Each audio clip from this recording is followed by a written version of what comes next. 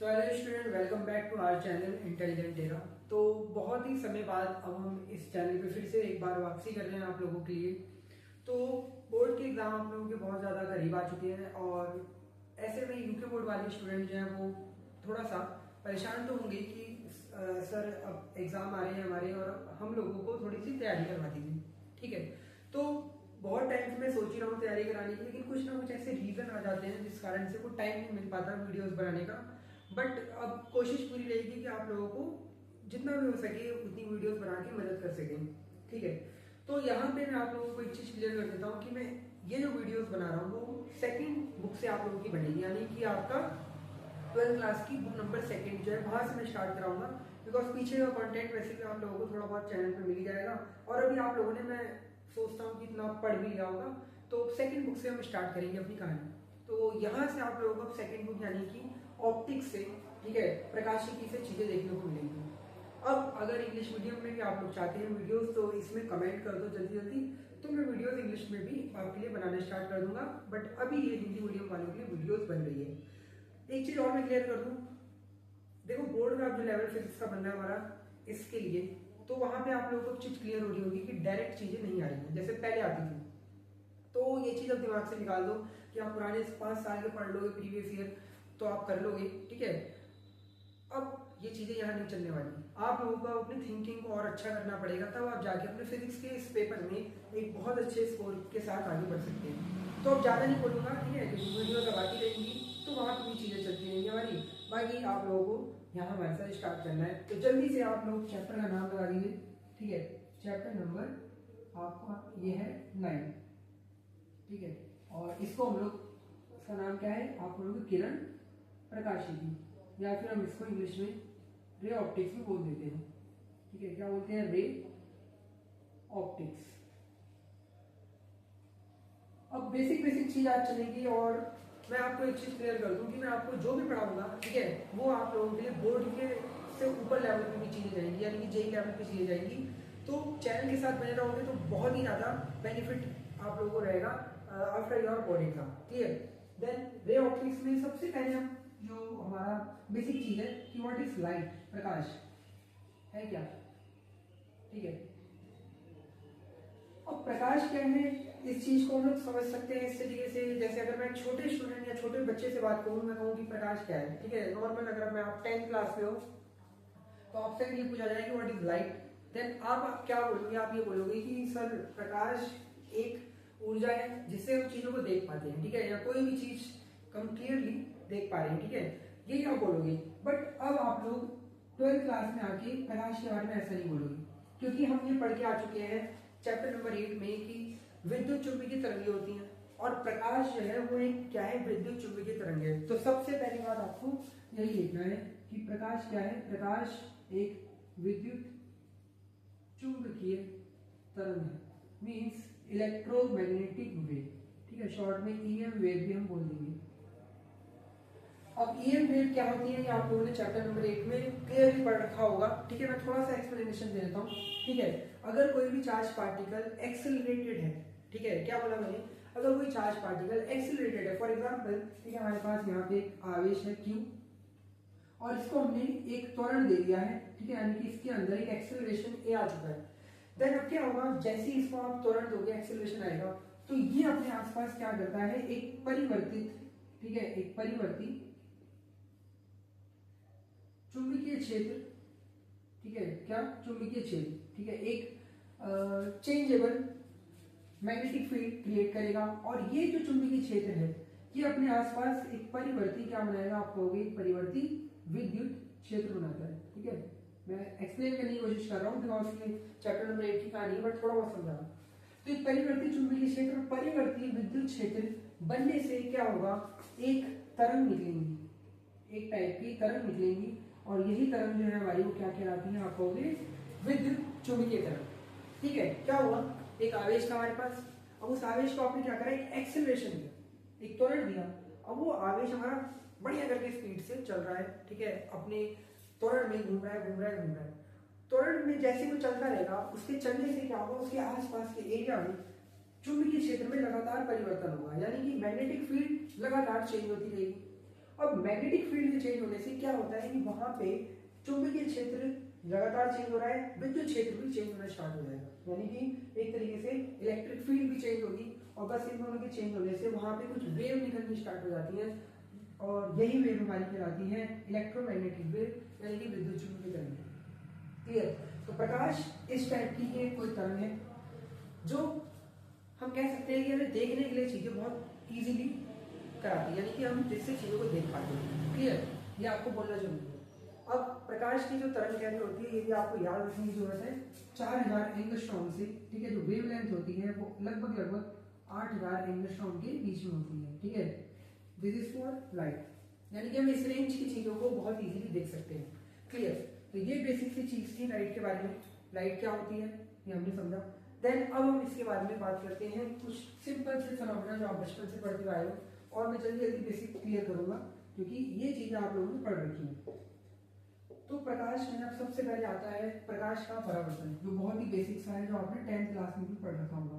प्रकाश का परावर्तन, ठीक है, इसको हम लोग क्या बोलते हैं? प्रकाश के परावर्तन को reflection of light, what we call reflection of light. और वेरी सिंपल फिनोमेना है, ठीक है, बहुत ही सिंपल सा। क्या है मीनिंग? क्या होता है? सिंपल चीज है कि प्रकाश क्या होगा जब भी एक सिंपल से स्मूथ सरफेस पे आएगा, यानी कि कोई भी चिकने समतल सरफेस पे जैसे ही प्रकाश आता है तो वो जिस एंगल पे आता है, देखो जिस एंगल पे आएगा उसी एंगल से सेम वापस चला जाएगा, कुछ ये कंडीशन थी। ठीक है, आया प्रकाश फॉर एग्जांपल, मान लो यहाँ से सामने ट्यूबलाइट लगी है और यहाँ से एक रेज आ रही है लाइट की, आके सीधा वापस निकल जाएंगी। This is called reflection of light. Clear? तो ये चीज आप लोगों को बेसिक सी चीजें पता होगी। क्लियर? अब यहाँ पे क्या होता है, ये जो आप देख पा रहे हो, ठीक है, ये है हमारा दर्पण। दर्पण मीन्स मिरर, ठीक है, ये हमारा मिरर हो गया, दर्पण हो गया। अब ये जो प्रकाश की किरण सबसे पहले आ रही है, दिस इज कॉल्ड आपतित किरण। क्या बोलते हैं इसे? आपतित किरण या फिर इंसिडेंट रे। मैं लिख रहा हूं, क्या बोलते हैं? Incident ray. और जो प्रकाश की किरण आई और टकरा के वापस हो गई, इसको बोलते हैं परावर्तित किरण। परावर्तित किरण या फिर बोलते हैं रिफ्लेक्टेड रे। ठीक है, रे बोल दो, रेज बोल दो। क्लियर? ये बात समझ। और जो बीच में ये आपको देखने को मिल रहा है, दिस इज कॉल्ड नॉर्मल या फिर अभिलंब भी बोल देते हैं इसे। क्या बोल देते हैं? नॉर्मल या फिर अभिलंब। इतनी बात समझ में आ रही है आप लोगों को कि क्या देखने को मिल रहा है आप लोगों को? आया प्रकाश, टकराया और वापस चला गया उसी माध्यम में जिस माध्यम से आ रहा था। इसको ही बोलते हैं प्रकाश का परावर्तन। जो प्रकाश की किरण आएगी उसे बोलेंगे आपतित किरण, और जो टकरा के वापस जाएगी उसे बोलेंगे परावर्तित किरण। और इनके बीच में एक 90 डिग्री का नॉर्मल खींचेंगे, जिसको हम बोलेंगे अभिलंब या फिर सिंपल नॉर्मल। अब एक चीज और आपको ध्यान रखनी है, देखो आपतित किरण और अभिलंब के बीच जो एक कोण बन रहा है, इसको बोलते हैं आपतन कोण। क्या बोलते हैं? आपतन कोण। यहाँ मैं आई लिख देता हूँ, एंगल आई जो है हमारा वो क्या है? आपतन कोण या फिर एंगल ऑफ इंसिडेंस। क्या बोला? Angle of incidence. और परावर्तित किरण और अभिलंब के बीच जो कोण बन रहा है, ये आर। देखो ये परावर्तित किरण और ये अभिलंब, इन दोनों के बीच जो कोण बन रहा है वो आर हो गया। इसको बोलते हैं हम लोग परावर्तित या परावर्तन कोण। क्लियर हो रही है चीज? बहुत बेसिक चीज है, ठीक है, 10th क्लास में पढ़ रखी है और इस पर हम ज्यादा समय नहीं लगाएंगे, लेकिन हमें पता होना चाहिए, थोड़ा बहुत आइडिया तो होना चाहिए भाई क्या होता है परावर्तन। आई प्रकाश की किरण चली गई, यही है परावर्तन। बहुत सिंपल सी कहानी। अभिलंब और आपतित किरण के बीच जो कोण बनता है उसे आपतन कोण कहते हैं, एंगल ऑफ इंसिडेंस। अभिलंब और परावर्तन के बीच जो कोण बनेगा उसे बोलेंगे परावर्तन कोण, यानी कि angle of reflection. Angle of reflection. Clear? ये दो चीज। और इसके कुछ नियम होते हैं। तो पहला नियम बहुत बेसिक सा है, मैं फटाफट इसके नियम के बारे में बात कर देता हूँ। और अगर आप लोगों को इसके हैंड रिटन नोट्स चाहिए, ठीक है, तो आप कमेंट कर देना, वो भी आपको प्रोवाइड हो जाएंगे। पहला नियम ये कहता है, बेसिक सा नियम है, आपतित किरण, परावर्तित किरण और अभिलंब। ठीक है, क्या बोला मैंने? आपतित किरण कोमा परावर्तित किरण, ठीक है, देन अभिलंब मीन्स नॉर्मल। ठीक है, ये तीनों ही एक ही तरह में होंगे। एक ही तरह का मतलब जहां पे आपको बोर्ड में नजर आनी चाहिए। ठीक है, फॉर एग्जाम्पल अगर प्रकाश की किरण ये आ रही है ऐसे, ठीक है, ये आपकी किरण होगी, यहाँ से टकरा के वापस जाएगी, ये होगी परावर्तित किरण। और जो बीच में अभिलंब आ रहा होगा ये एक ही तल पे होगा, ये सब यहाँ पे बोर्ड में हो रहा है, जो भी हो रहा है समझ लो। अभिलंब तीनों एक ही तल में होते हैं, तीनों एक ही तल में होते हैं। आई बात समझ में? क्या बोलना चाह रहे हैं? इट मीन्स, ठीक है, incident ray and reflected ray and normal, ठीक है, all threes are in a same plane, ठीक है, इन अ सेम प्लेन, यानी कि तीनों एक ही प्लेन में होंगे। और सेकंड लॉ जो है वो बहुत ही बेसिक सा है, angle of incidence is equal to angle of reflection, मतलब जिस एंगल पे आएगी उसी एंगल से वापस जाएगी। तो ये बेसिक्स है हमारे प्रकाश का परावर्तन था, ठीक है। आई होप आप लोगों को समझ में आ रहा होगा, और बहुत ही बेसिक चीज है, 10th क्लास में पढ़ रखी है, 12th में, ठीक है, बस समझ नहीं रखो, बाकी हम लोगों को ज्यादा इसका यूज नहीं करना इन चीजों का, ठीक है। अब इसके बाद हम बात करते हैं जल्दी से अपने आगे अगले टॉपिक पे, तो इसको बता देता हूँ मैं, इतना समझ में आ गया होगा, स्क्रीनशॉट भी ले सकते हो, ठीक है। क्विक नोट्स से बनाने के लिए फटाफट जो मैंने लिखा है उसको आप उतार सकते हो, क्लियर। यहाँ पे आपतन कोण परावर्तन कोण मैंने लिख दिया है, जल्दी से आप नोट कर लो इस चीज को, मैं इसके बाद में इसे उठा देता हूँ। चलो क्लियर दिख रहा है कुछ। अब हम बात करते हैं जो अब आपका मेन स्टार्ट हो रहा है, समझ लो, जो आपको चीजें आनी चाहिए समझ में ढंग से, तो यहाँ से आनी चाहिए। क्या चीज स्टार्ट कर रहे हैं हम लोग? अब हम स्टार्ट कर रहे हैं, ठीक है, समतल दर्पण की कहानी, जिसको हम लोग प्लेन मिरर भी बोल देते हैं। क्या बोलते हैं? Plane mirror. अब समतल दर्पण में क्या होता है? सिंपल चीज है, अगर मैं आपसे बात करूं, क्या उससे पहले मुझे दो चीज और बताई थी, मैं बाद में बता दूंगा। समतल दर्पण क्या होगा? ये सिंपल सा दर्पण, जिसमें हमने एक लाइन ड्रॉ करी, ठीक है, और लाइन ड्रॉ करने के बाद हमने क्या कर दिया, इसके पीछे पॉलिश वगैरह कर दी, दिस इज कॉल्ड समतल दर्पण, जो नॉर्मल हमारे पास रहता है एक तरीके से। अब हमें यहाँ पे देखना है कि अगर मेरे पास कोई समतल दर्पण है तो ये वस्तु का या ऑब्जेक्ट का प्रतिबिंब, इमेज कहाँ बना रहा है, ठीक है। एग्जाम्पल के लिए जैसे मान लो मेरे पास यही समतल दर्पण है और यहाँ पे कोई ऑब्जेक्ट ओ मैंने रख दिया, ठीक है। अब मैं देखना चाहता हूँ कि यार इसके लिए रे डायग्राम कहाँ होगा और क्या इमेज कैसे बनेगी, कहाँ बनेगी इमेज, सिंपल सा क्वेश्चन है, ठीक है। समतल दर्पण के लिए कोई वस्तु किस तरीके से प्रतिबिंब बनाती है, मैं ये देखना चाहता हूँ। तो अब इसके लिए हम क्या करेंगे, बहुत बेसिक सी चीज है जो मैं बोल रहा हूँ। देखो, जितनी दूरी पे दर्पण से वस्तु है, फॉर एग्जाम्पल यहाँ से यहाँ तक की दूरी मैंने मानी x, यानी कि मैंने क्या बोला कि ये दर्पण जो है हमारा, इसको m1 m2 नाम दे देते हैं, m1 m2, इससे x दूरी पे ये हमारी वस्तु रखी है, बेसिक सी चीज है, दर्पण यहाँ से x दूरी पे वस्तु। तो आपको क्या करना है, आपको सेम x दूरी पे, ठीक है, परपेंडिकुलर, परपेंडिकुलर में 90 डिग्री पे ही सेम x दूरी पे इसका प्रतिबिंब बना देना है। क्लियर हो रही चीज? क्या बोलना चाह रहे हैं? क्या बोला मैंने? तो ये जहां पे आप लोगों ने देखा वस्तु रखी हुई है दर्पण से जितनी दूरी पे, ठीक उसी के परपेंडिकुलर आपको उतनी दूरी पे प्रतिबिंब बना देना है। तो यहाँ इसका क्या बनने वाला है, प्रतिबिंब बनने वाला है, ठीक है। जो ऑब्जेक्ट की इमेज है वो सेम उसी डिस्टेंस पे, ठीक है, मिरर के सामने परपेंडिकुलर डिस्टेंस पे बनने वाली है। क्लियर? तो ये भाई पता चल चुका यहाँ पे हो रहा है, जो भी हो रहा है। अब कैसे होगा उसके लिए आपको कुछ नहीं करना, जैसे मैं इसको बता रहा हूँ, ये तो हमने डिस्टेंस अपनी तरफ से लेट करी। अब देखो, जहाँ पे दो रेज मीट करती है वहां पे हम मान के चलते हैं कि क्या बनता है, इमेज बनती है, ठीक है। नहीं भी पता है, कोई दिक्कत नहीं है, यहाँ सब सीख जाओ। तो अब आपको दो रे चल के दिखानी है। एक रे यहाँ से आप मान लो, एक रे देखो ऐसे, और ये ऐसे जाने के बाद क्या होगी, रिफ्लेक्ट होके वापस चली जाएगी। दूसरी रे हमारी ऐसे गई और ये भी रिफ्लेक्ट होके मिरर से ऐसे चली गई, और देखने वाले को लगेगा ये दोनों कहाँ से आ रही हैं, आप कहोगे आई से। तो इसको जो है, इसकी इमेज कहाँ नजर आएगी, यहाँ पे। तो ये हमारा पूरा रे डायग्राम भी हो गया, ठीक है। और कैसे आप लोगों को समतल दर्पण के लिए इमेज बनानी है, प्रतिबिंब कहाँ बनेगा, वो आप लोगों को समझ में आया, ठीक है। क्या लिखना है आपको, मैं नोट कर रहा हूँ यहाँ पे, ध्यान रखना आपको क्या समझना है कि वस्तु से ऐसे लिखना, ठीक है, वस्तु से दर्पण पर, ठीक है, जो भी वस्तु है उससे दर्पण पर परपेंडिकुलर, ठीक है, लगाना है, परपेंडिकुलर लगाना है, ठीक है। और वस्तु की दूरी दर्पण से जितनी होगी, ठीक है, जितनी होगी प्रतिबिंब की दूरी भी उतनी होगी, प्रतिबिंब, ठीक है, प्रतिबिंब या इमेज, प्रतिबिंब की दूरी भी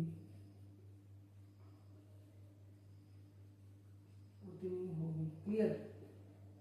समझ में आ रहा है कि आपको परपेंडिकुलर गिरा देना है और जितनी दूरी पे ऑब्जेक्ट है उतनी दूरी पे इमेज बनेगी, ये आपको नोट करनी चाहिए। फॉर एग्जांपल के लिए अगर मैं आपको दूसरा एक डायग्राम दूँ, ठीक है, जैसे मान लो आपकी दर्पण में हमारा है इस तरीके से और वस्तु कहीं यहाँ पे रखी है ओ, और मैं आपसे कह रहा हूँ बताओ इसका कहाँ बनेगा प्रतिबिंब। तो आप सिंपल क्या करोगे, आपने देखा ये प्रतिबिंब है और ये वस्तु है, ठीक है, परपेंडिकुलर एक गिरा दो बस, जितनी दूरी पे ये होगा, फॉर एग्जांपल अगर ये एल दूरी पे है तो ये भी एल दूरी पे होगा, तो यहाँ इमेज बनने वाली है, बात पता चल रही है।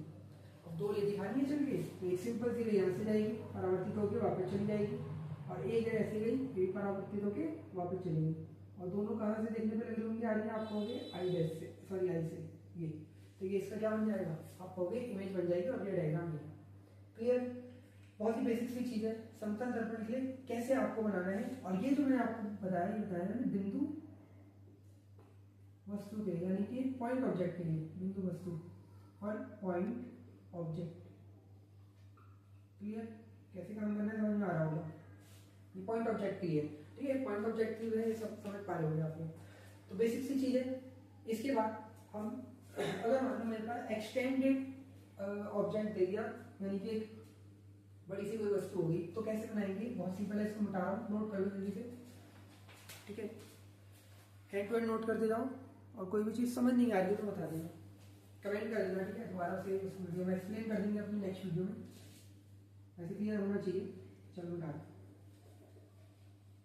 तो अब देखो हम समतल दर्पण में बात करेंगे, हमारे पास एक्सटेंडेड अगर कोई ऑब्जेक्ट है, ठीक है, यानी कि एक बड़ी सी वस्तु, नॉट इस बार पॉइंट चार्ज, ठीक है, not point object but extended object. अगर आप प्रॉपर इंग्लिश मीडियम में वीडियो चाहते हैं तो कमेंट कर देना, ठीक है, और कोशिश करूंगा, वैसे मैं इसी में एक्सप्लेन कर रहा हूँ दोनों मीडियम में, लेकिन अगर फिर भी आपको ये बिल्कुल प्रॉपर चाहिए कि भैया नहीं हम हर चीज़ इंग्लिश में, ठीक है, एक्सप्लेनेशन तो नहीं जैसे चलती वैसी चलेगी, इसमें कोई दो राय नहीं है, बट फिर भी तो आप कमेंट कर देना, ऐसी कोई बात नहीं है, नोट्स अगर चाहिए तो। बाकी मैं कोशिश कर रहा हूँ दोनों ही लैंग्वेजेस क्लियर करूँ ताकि समय बचे और एक ही चीज़ में दोनों ही मीडियम कवर हो जाए।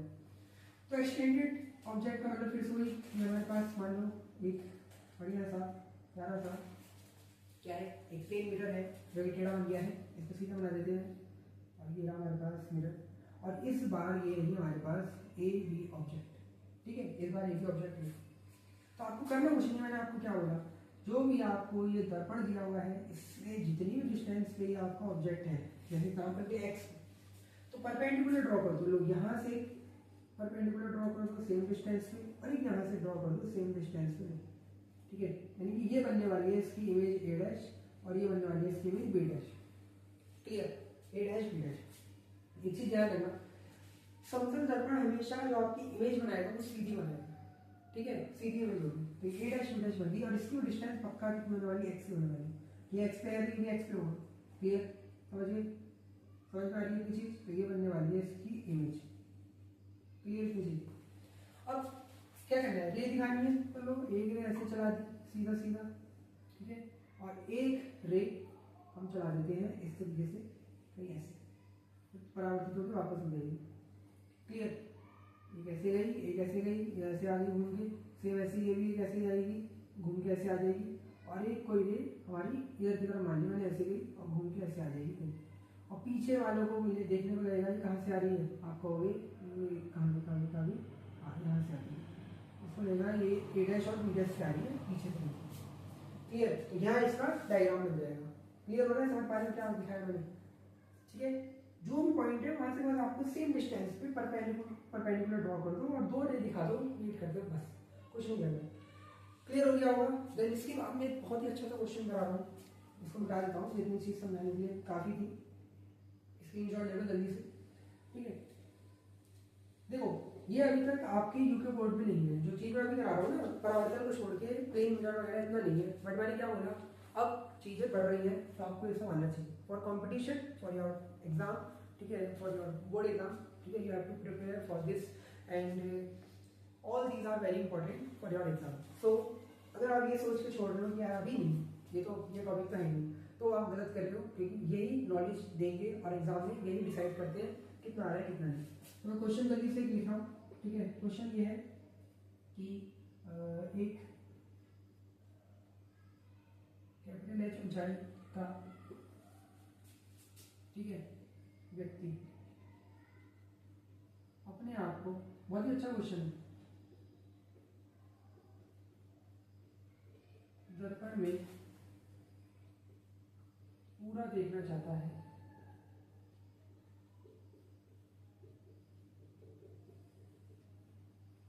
तो दर्पण की या दर्पण का साइज क्या होगा। बहुत ही अच्छा क्वेश्चन है, ठीक है, बेसिक सा, ठीक है। क्या है, if a person wants to see himself full, ठीक है, in a mirror, then what is the size of image, ठीक है। if a person of height h, क्या बोल रहा हूँ मैं, if a person of height h wants to see his full image on the mirror, then what is the size of image, लिख लेता हूँ मैं, ठीक है। if a person of height capital H wants to see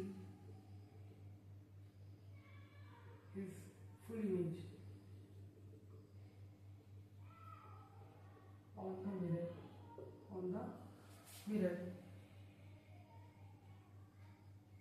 then find the size of the mirror, ठीक है।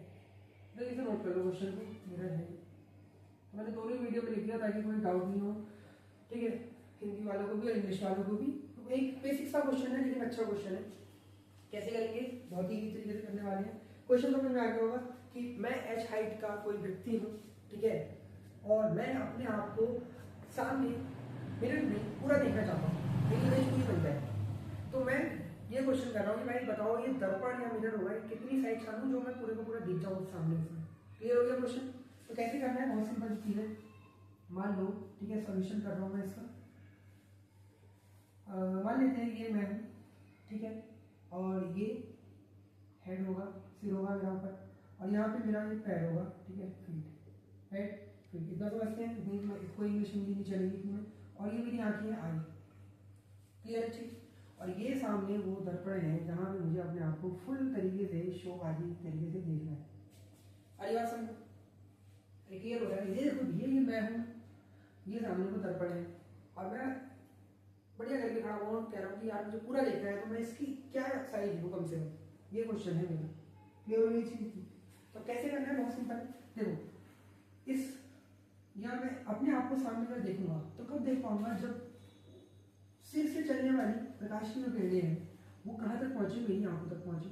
बहुत basic सी चीज बोल रहा हूँ भाई, सिर से, हमारे सिर से जो प्रकाश की किरण चलेगी वो दर्पण से टकरा के जब तक मेरी आंखों में नहीं पहुंचेगी तब तक मैं अपने सिर को कैसे देख पाऊंगा। ठीक है, कोई भी चीज़ हम कब देख पाते हैं, जब वो हमारी रिफ्लेक्ट होकर हमारी आंखों पे आती है। तो क्या वो सिर से एक प्रकाश की किरण चली, ठीक है, रे ऑफ लाइट वो हमारी चली, और वो रिफ्लेक्टेड होकर हमारी आंखों पे आई, तो मुझे क्या देखना स्टार्ट हो गया, हेड अपना। सेम ऐसे अगर मुझे पैर को देखना है तो मुझे पैर से चलेंगे, रे चली, और चलने के बाद ये रे हमारी कहाँ आएगी, आप कहोगे फिर मेरी आंखों पे आएगी, तभी मुझे सब चीज़ें क्लियरली दिखेगी। मतलब इतनी बात क्लियर हो रही है, इतनी बात क्लियर हो रही है, आप कहोगे बिल्कुल क्लियर। और प्लेन मिरर है, मैं बोला था अगर ये अपने आप को यहाँ इमेज इसकी बनेगी तो भैया जहाँ पे जितनी डिस्टेंस पे इसका हेड है सेम उतनी ही डिस्टेंस पे यहाँ यहाँ यहाँ यहाँ यहाँ यहाँ कहाँ ये रहा, यहाँ पे इसका हेड बनना तैयार हो जाएगा। ठीक है, अगर इसको मैं बोल दूँ ए, इसको बोल दूँ बी और इसको बोल दूँ सी, तो ये हो जाएगा मेरा ए डैश। ठीक है, सेम इतनी ही हाइट पे इसकी क्या बन जाएगी, आप कहोगे बी डैश बन जाएगा। और सेम जितनी हाइट पे इसका सी वाला पॉइंट है, सेम यहाँ से परपेंडिकुलर ड्रॉ कर देंगे और सेम उतनी डिस्टेंस पे क्या बन जाएगा आपको सी डैश मिल जाएगा। क्लियर हो गया चीज?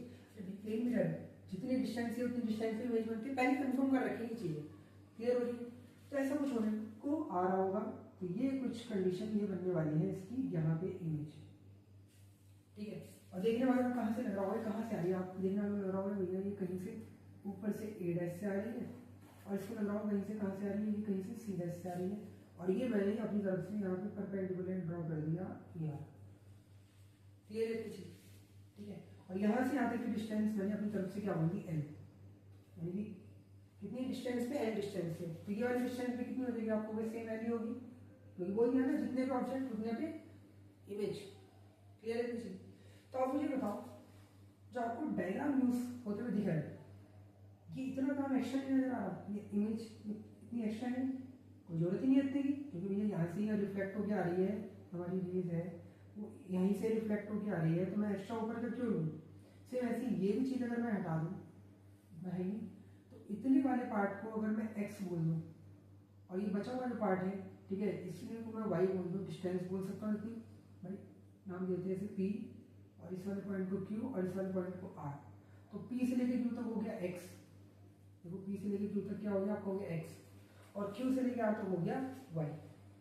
तो अगर एक्स प्लस वाई आ जाए, यही हमारा इमेज, यही हमारा क्या होगा आपको भी दर्पण की साइज, ठीक है, साइज ऑफ मिरर। तो इतना ही तो रिक्वायर्ड हो रहा है, देखो इतना ही रिक्वायर्ड हो रहा है, इतनी यहाँ दोनों चीजें आ रही है और इमेज पूरी बन जा रही है। तो मैं समझ गया कि जो दर्पण का जो साइज है वो x प्लस वाई है, तो ये पूरी लड़ाई में x प्लस वाई की होने वाली है, x प्लस वाई चाहिए मुझे, और h हाइट का बन रहा है, यहाँ से यहाँ तक की हाइट कितनी आप कहोगे कैपिटल H, ठीक है, h हाइट का बनना, तो ये भी कितनी हो जाएगी आपको, ये भी कैपिटल H ही होगी, सिंपल चीज है, जितने का वो उतने साइज का वो बनता है। क्लियर? अब कैसे निकालनी है वो चीज, तो अब ध्यान से देखना, मैं यहाँ पे दो अलग अलग क्या लूंगा, ट्रायंगल लूंगा। पहला ट्रायंगल में लूंगा ए डैश बी डैश बी, और दूसरा ट्रायंगल लूंगा मैं बी बी डैश सी। कौन सी की बात कर रहा हूँ मैं, फर्स्ट ट्रायंगल को देखो ध्यान से, ट्रायंगल कौन सा लेना है, B A dash B dash B, side में बना लेना, ठीक है, मेरा मेरा देखो ये वाला पार्ट बी, ऊपर ये ए डैश और ये वाला नीचे बी डैश, और इसको बीच में कट कर रही है लाइन, ये कौन सी होगी आपको होगी पी क्यू, लाइन कट कर रही है कौन सी पी क्यू, और पा रहे हो B A dash B dash ये वाला ट्रायंगल, ठीक है, और कट कर रही है लाइन पी क्यू, इसकी डिस्टेंस है एक्स, बी से लेके क्यू तक की डिस्टेंस है एल, और क्यू से लेके बी डैश तक की डिस्टेंस भी कितनी है एल। क्लियर हो ये चीज?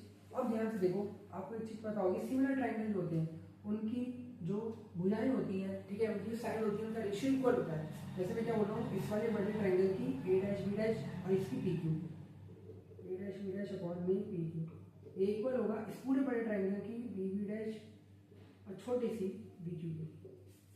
क्या बोला? बड़े वाले ट्रायंगल की ए डैश बी डैश, छोटे वाले ट्रायंगल की पी क्यू बराबर होगी बी डैश बी अपॉन में छोटे वाले ट्रायंगल की पी क्यू। क्लियर? ए डैश बी डैश, ए डैश बी डैश, ए डैश बी डैश नहीं पता, पी से लेके क्यू तक कितना है एक्स, बी बी डैश कितना है, B B dash L plus L कितना हो गया 2 एल, और बी डैश बी क्यू कितना है आपको हो गया एल, कट गया। तो यहाँ से हमारे पास A dash B dash equal to कितना आ गया आपको हो गया 2x, तो ये डिस्टेंस पता चल गई 2x, ठीक है। सेम ऐसे अगर मैं बी डैश सी डैश के लिए छोटा वाला ट्रायंगल लूंगा, नीचे वाला ट्रायंगल, ठीक है, अब इसको उठा दें ऊपर वाले को, ऊपर वाले क्वेश्चन को उठा दें, जल्दी से स्क्रीनशॉट लो, क्वेश्चन को उठा दें, जल्दी से स्क्रीनशॉट, जल्दी, ठीक है। तो क्या हुआ, अब मैं दूसरे वाले ट्रायंगल को ले रहा हूँ, नीचे वाले ट्रायंगल को, ठीक है, ट्रायंगल है बी बी डैश सी, मैं लिख रहा हूँ, ठीक है, ये देखो बी डैश और ये सी, और इस बार इसको यहाँ पे कट कर रहा है आपको क्या Q R, this is Q R, और ये वैल्यू है 1 और ये एल और ये भी है, तो फिर से वही बी डैश सी अपॉन ये क्यू आर, इसको सी डैश बोलेंगे सी डैश, तो B dash C dash upon में क्यू आर, बड़े वाले ट्रायंगल का बी डैश सी डैश, छोटे वाले ट्रायंगल का क्यू आर, बड़े वाले ट्रायंगल की बराबर होगा बी डैश का अपॉन में इसकी आप कहोगे बी क्यू की। तो बी डैश टी डैश फिर से नहीं पता, लेकिन क्यू से लेके आप पता है वाई है, बी डैश 2 है और ये भी एल से कट गया, तो बी डैश सी डैश कितना आ गया आप कहोगे 2y, यानी कि ये पता चल गया 2y। तो हमें ये तो पता चल गया कि ए डैश और सी डैश यानी कि जो इमेज बन रही है उसका साइज कितना है, उधर कर दीजिए, ठीक है। जो प्रतिबिंब बन रहा है उसका जो साइज है वो इतना है, प्रतिबिंब का साइज है 2x प्लस 2y, ध्यान से देखो 2x प्लस 2y, और ये पूरा किसके इक्वल है आप कहोगे, अरे तो h के इक्वल है, 2x प्लस 2y तो किसके इक्वल है आप कहोगे h के इक्वल। तो यहाँ से 2 कॉमन लेके x plus y is equal to कितना कर दूँ h, तो x plus y is equal to कितना हो जाएगा h बाई 2 के, और x प्लस वाई क्या था, अरे तो दर्पण का साइज था। तो हमें समझ में आ गया कि उसके व्यक्ति के हाफ यानी कि h बाई 2 हाइट का मुझे क्या लेना पड़ेगा, दर्पण लेना। अरे देखो दर्पण का साइज x प्लस वाई है, वो किसके इक्वल आ रहा है h बटे 2 की, यानी कि h हाइट के व्यक्ति की आधी हाइट के बराबर का मुझे क्या लेना पड़ेगा, दर्पण लेना पड़ेगा, वो मिरर लेना पड़ेगा, तो उसको पूरी तरीके से देख पाएगा। क्लियर हो रहा है क्वेश्चन कैसे करा मैंने सॉल्व। बेसिक चीज थी, डायग्राम बहुत इंपॉर्टेंट रखिएगा रोल यहाँ पे पूरे हमारे रे ऑप्टिक्स में, ठीक है, किरण प्रकाश में डायग्राम आपको अगर पकड़ बना ली डायग्राम तो बस हम लोग फिर ये क्वेश्चन कुछ नहीं है, आपको ऐसी टेंशन नहीं, ठीक है, टाइम लग गया बोलो में कोई दिक्कत नहीं।